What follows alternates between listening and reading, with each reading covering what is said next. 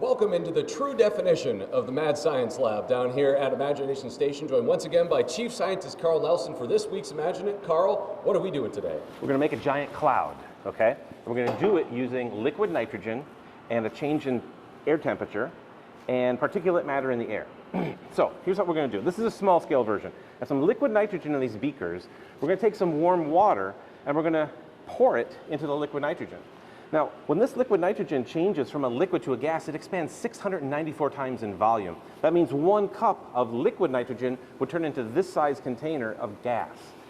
Now, I have a theory about the best way to do this, okay? We could either pour the water in slowly, or we could forcefully dump it in. Okay. I sort of contend that forceful dumping is the way to go to get a bigger cloud. Okay. So I'm going to do the slow pour, and Dan, you pick up your water. Yep. And we're just going to compare and see what happens there.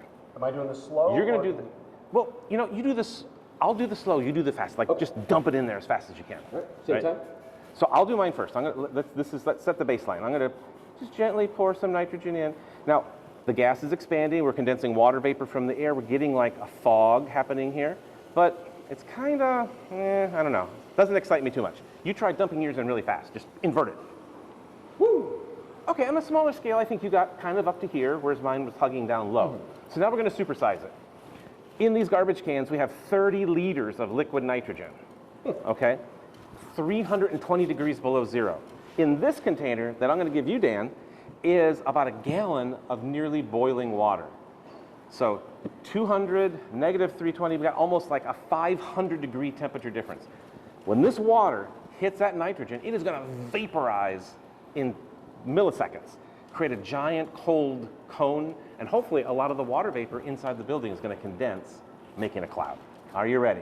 Good. Well, let's see. Okay, I'm going to put the mic down here. So what I would suggest is that is that when you hold this, hold the bottom, and the water's really hot, stand on this step stool so you get some height, a little bit higher, and you're going to actually, here, wait, before you do that, you're going to do this. You're going to take it, and then you're going to go wham! Okay. Just like wham, and throw the water in, but leave the bucket behind. All right. Here we go. I was like looking at the platform here. There we go. It's awkward. Here, let me show you. Yeah. Hold it like this. Yeah, that's better. There you go. And then tilt it down. Perfect. Okay. You got this. All right. We good? Yep. Three, two, one. Yeah. A dense fog advisory is an issue for the Toledo area. And I even forgot to put my, if I do it in the darkness here. Yeah, I put my shield down. Yeah, wow, that was incredible. Did you feel the force of that gas? You can feel the, and I want to point out, yes, I know I've got the stick mic on this one. Yes, dense fog advisory issued for Toledo. That was incredible. And you can hear the crackling, actually. I think we may have broken, we did. Oh dear. The cooling so rapidly of the explosion actually burst the bottom of the barrel. This doesn't happen that often. When it does, it's really pretty cool. Check that out. That is amazing.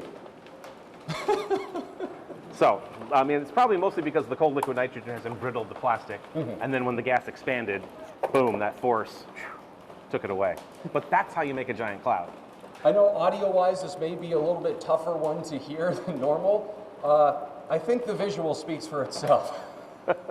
Incredible stuff. All right, I'm Dan, that's Carl, and that is how you imagine it.